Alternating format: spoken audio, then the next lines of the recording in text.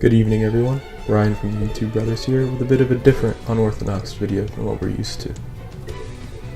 The Pokémon series has always had a confusing and conflicting timeline with each release. The only instance where we've gotten a clear indication of how time has passed in the Pokémon universe is during Pokémon Gold and Silver version, where it's constantly referred to how 2 or 3 years earlier, a Pokémon trainer named Red stopped Team Rocket and became the champion of the Kanto region. But outside of this instance, we're not really given any clear explanations as to the timeline in any of the other games. All that we have to reference are several NPCs, for example. Outside of this, fans are left to scramble and piece together the timeline in the only way they know how: speculation. After seeing Red and Blue in Pokémon Sun and Moon and Ultra Sun and Ultra Moon versions, we think we have an adequate understanding of where the timeline is at, taking place roughly 10 to 12 years after the events of Red and Blue. However, Let's Go Pikachu and Eevee versions take this idea and kind of flip it on its head and do away with it. After a recently revealed trailer, Red, Blue, and now Green are back in action in a new way that we've never seen them before.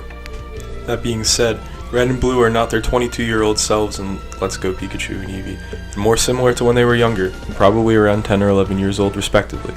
Many people are quick to write off Let's Go Pikachu and Eevee as spin-off titles, meaning that they have no correlation with the current canon. I've also seen the idea that Pokémon Let's Go Pikachu and Eevee take place in an alternate timeline or parallel universe, meaning that none of these things coincide with the events that are currently happening after the original Red and Blue versions.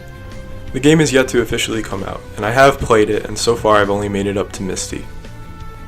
At this moment, the location of Red is still unknown, and no one has been able to track him down. I've seen several threads on VP and V trying to find him, but to no avail. Cerebi is still at a loss as well. That being said, data miners have found teams for all 3 of the trainers. This theory may go into some spoiler-related territory about a game that isn't even released yet. However, I believe that enough evidence is there to go past writing this game off as a spin-off and non-canon.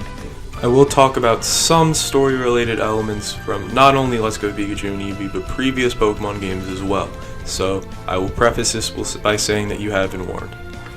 Now's your chance to leave the video, play the game, and come back. And let's get right into it. I'd like to start off by saying my thesis statement that I believe that this game takes place 1 year after the events of Red, Blue, Green, Yellow versions, and a year before Gold, Silver, and Crystal versions. The only real pieces of evidence that we have to go off of this claim would be the teams that Red, Blue, and Green use to battle with as you fight them. Red's team has been known to change over games. In Pokémon Gold, Silver, and Crystal, he had an Espeon on his team.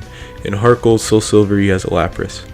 I personally believe that Heart Gold, Soul Silver retcons the canon for Gold and Silver version and becomes the true canon versions. However, Red's team has seemed to have taken a sporadic change compared to what we're used to in this game. Other than Pikachu, the 3 starters are what makes Red, Red, being the staples of his team. However, they are noticeably absent in this version of the game, each of them being replaced with an Arcanine and a Machamp. Moreover, Blue's team now has a Charizard on it, a Pokemon that was noticeably absent in his gym battle in Gold, Silver, Heart Gold, Soul Silver versions. Unfortunately, this is Green's first in-game appearance, so we don't have any prior teams to go off of. However, she does have a Blastoise. Where I'm going with this is that I believe that Red traded Pokemon with Blue and Green for their Charizard and Blastoise respectively before the events of Gold and Silver and before he left for Mount Silver. I also believe that the defeat of Red in Pokemon Let's Go Pikachu and Eevee version is why Red left for Mount Silver. Trading Pokemon is a staple part of the franchise in the series that we've come to love, and the characters and the NPCs in that universe are not exempt from the same idea. My theory is that Red, Blue, and Green all stayed in connection with one another and happened to trade Pokemon. After all, Red and Green both have trade evolution Pokemons, with Red having Machamp and Green having Gengar. The first part of my theory is that Red and Blue traded a Charizard and Machamp.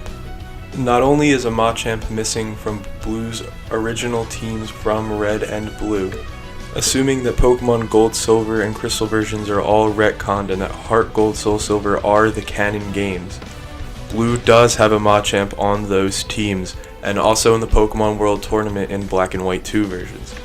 This theory starts to get a little bit fuzzy when it comes to trading with Green, but I think that enough evidence is there to prove it in its favor. I believe that Green and Red traded Arcanine for Blastoise. While that would be a kind of awkward trade, I think that there is reasoning behind this. Looking at the rest of Green's team, she has two Pokemon that stand out in particular, Victreebel and Ninetales, both of which are blue or green version exclusive Pokemon.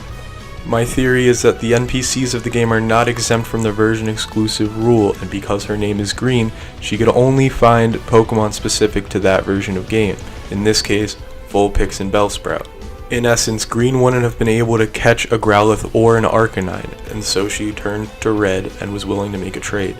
Again, all of this is theory and assuming, especially about conversations that aren't even happening in the game, but I think that the coincidences are a bit uncanny.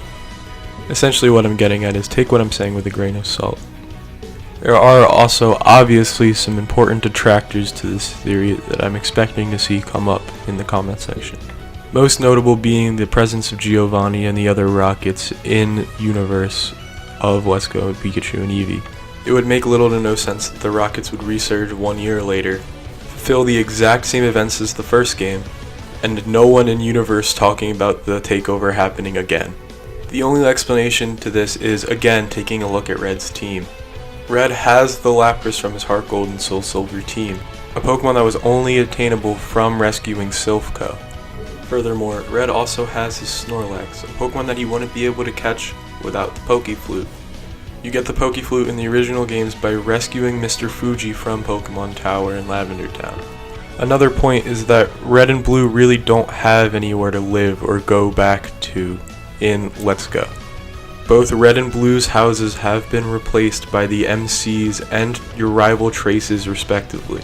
It would seem weird for Red's mom to move out of a house, let another person move into it, and then move back in a year later. However, Red and Blue aren't shown to have any houses except for possibly Blue living in the lab with Professor Oak, but that's extremely unlikely. Because of this, I think that these detractions can be swept under the rug, but that's up to you to decide.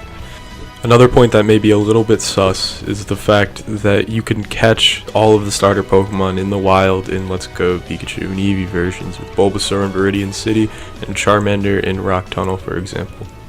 But again, like all video game theories, it's just for fun. Don't go full MatPat on me and believe that I believe that this is 100% factual and canon. With that in mind, I hope that you enjoyed this video. I will be posting some Pokemon Let's Go Pikachu and Eevee, probably Pikachu version, tonight at the earliest, at midnight. And I hope you enjoyed. If you like content like this, just let us know and we'll try to make more of it. This was super fun to make. Thank you for watching. Peace.